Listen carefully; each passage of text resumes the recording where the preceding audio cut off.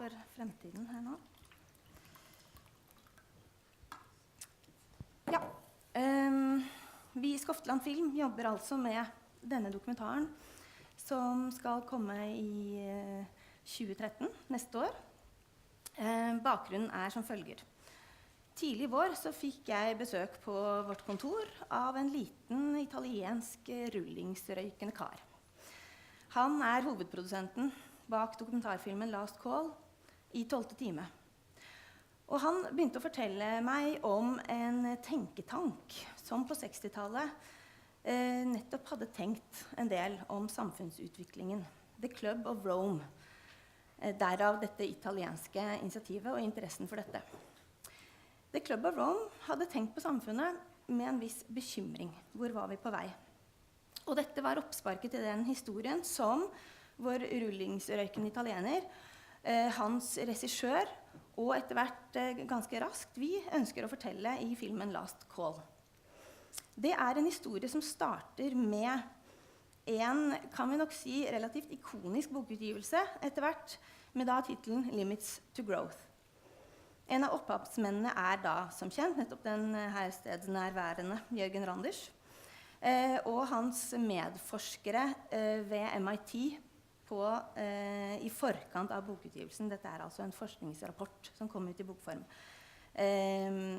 Sammen med sine forskerkollegaer, Dennis Meadows, Bill Behrens, som er de to som fortsatt lever, og som fortsatt er med i filmen, så presenterte de etter hvert en bok som da ble oversatt til 30 språk og solgt i nærmere 10 millioner eksemplarer.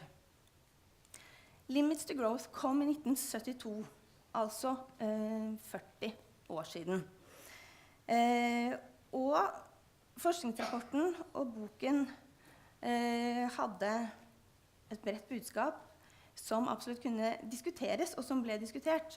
Men de sa ikke minst at det hastet den gang, da, for 40 år siden, å gjøre noe og endre tankesett. Vekst, det store dogme, er ikke bare et gode. Vekst har sine grenser, planeten har sine begrensninger. Boken skapte altså kontroverser og debatt, og den nådde også inn i storpolitikkens sfære. Italieneren viste meg et klipp der aktører som for eksempel Ronald Reagan debatterer Limits to Growth.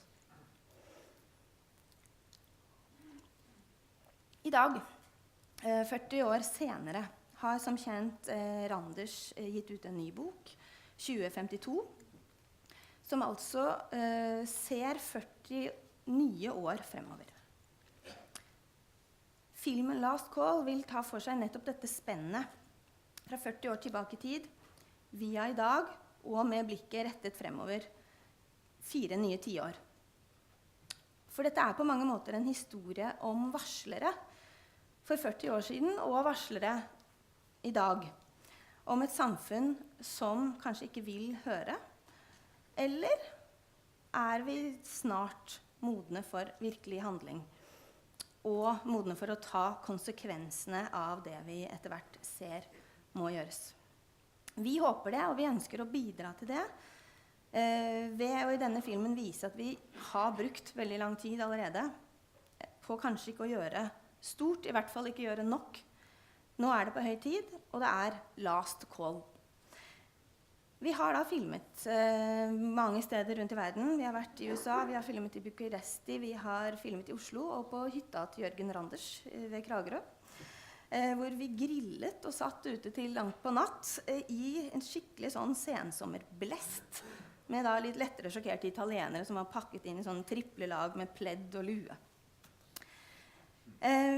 Filmen Last Call skal vises blant annet på den store tysk-franske kanalen ZDF, Arte, som har ønsket filmen realisert i mange år.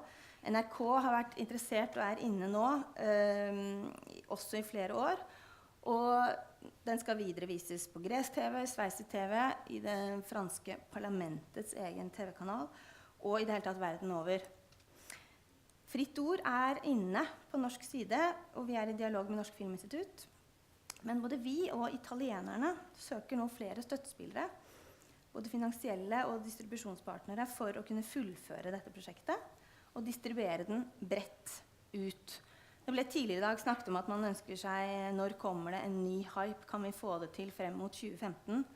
Denne filmen går bredt ut, og den kan kanskje være med nettopp på å sette tema på dagsorden, også utenfor de akademiske kretsene, og få et engasjement igjen for dette som vi jo svært mange enige om viktig. Men vi trenger et ekstra push også fra folket og de som skal stemme på våre politikere. Så dette en oppfordring til de som her om å ta kontakt med meg, og man kan stille seg til disposisjon på den ene eller andre måten og hjelpe oss med dette filmprosjektet. Og så skal dere nå få se en smakebit. Det en tidlig trailer for filmen. Den skal klippes nå i vår, så vi har bare en haug med råmateriale som skal stokkes. Men dere får se en smakebit her.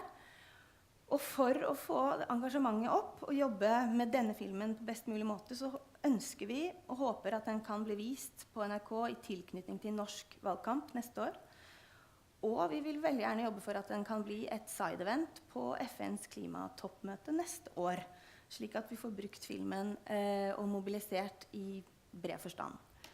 Så alle klimaengasjerte, ta veldig gjerne kontakt.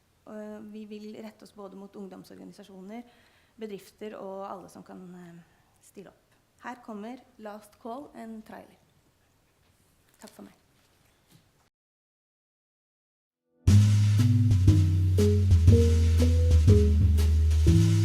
Once upon a time, there was a man who invented chess. The king was so pleased, he offered the man a reward. The man, who was very wise, told the king that he would only want 1 grain of wheat for the first square of the chessboard, 2 for the second, 4 for the third, and so on, doubling the amount for each square of the chessboard. The king said yes, and at the end of the game he had to abdicate, because he had no more grains of wheat to pay his debt. That is the nature of exponential growth, and our chessboard is planet Earth. 40 years ago, a report by a team of scientists from the MIT shook the world. They designed and ran the first global computer model ever, suggesting humanity should adapt to the physical limitations of planet Earth in order to avoid overshoot and collapse. During the last year, a group of us at MIT have been looking at exponential growth of our global social and economic system. We've been led to 5 basic conclusions. There are physical limits to growth, which, given current trends, are very likely to be encountered even during the lifetime of our children. This growth is going to stop. It must stop, and it will stop. Second, the most likely outcome of running into these limits, if we continue to ignore them, is that we'll overshoot those limits and collapse. I think that many people have found a new way of making fools of themselves in not recognizing that there are limits to human expansion. We appear to have a viable alternative to this outcome, one in which population and material production could be brought into balance with the finite environment and with our resources. We have learned that more is not necessarily better. That even our great nation has its recognized limits. Fourth conclusion is that it's realistically going to take 50, 100 years or more to reach that alternative in an orderly fashion. We believe then and now there are no limits to growth and human progress when men and women are free to follow their dreams. And finally, every year we delay decreases our ultimate options. Their report was published in a book entitled The Limits to Growth, which turned out to be the most controversial environmentalist bestseller of all time. There can be no doubt what one subject has aroused most controversy among scientists during the past 12 months. I mean, of course, the prospect of doom for mankind because of pollution, overpopulation, overuse of resources. Well, I think that the conclusions of this study are completely wrong. If you check what happens if you vary all your assumptions together, then I understand from the Science Policy Research Unit at Sussex, who have actually been checking your model, the catastrophe disappears altogether. That's interesting. I spent all last Friday down with the Science Policy Research Institute, and they didn't indicate that. Well, this is developing debate who spoke to them last. I spoke to them this morning.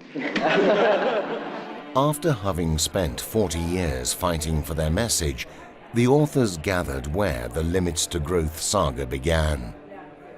Which options do they think we have today? 40 years ago, it was still theoretically possible to slow things down and come to an equilibrium.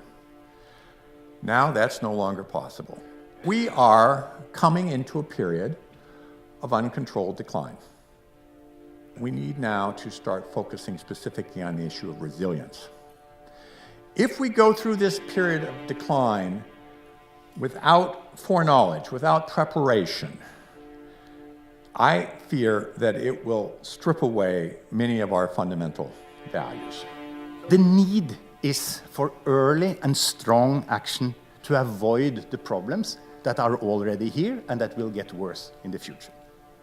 The horrible fact is that democracy and capitalism will not solve those problems.